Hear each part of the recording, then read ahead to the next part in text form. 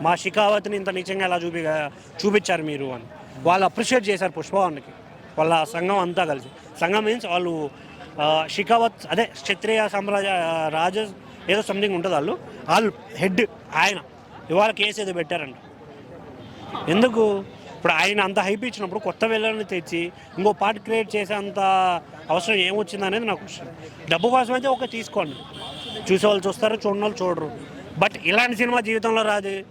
ఈడే అయ్యగారే నెంబర్ 1 అన్నట్టు హీరో అంటే ఈమె అనేలాగా పోట్రే అయితే చేయకండి ఎవరినైనా. ఇప్పుడు మీరు చేయడం వల్ల ఆ దిష్టి తగిలే హీరోలు పడిపోతున్నారు.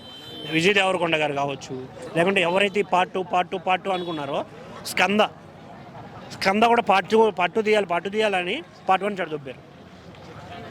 సేమ్ ఇదే రిపీటెడ్గా వస్తుంది. సో నాకు తెలిసి ఇవన్నీ మానేసి ఒక ప్రాపర్ మీరు గమనిస్తే కాన్సెప్ట్తో వచ్చే చిన్న సినిమాలు హిట్ అవుతున్నాయి, పెద్ద సినిమాలు ఎందుకు పోతున్నాయి? బికాస్ ఆఫ్ ఈ రుద్దుడు వల్ల.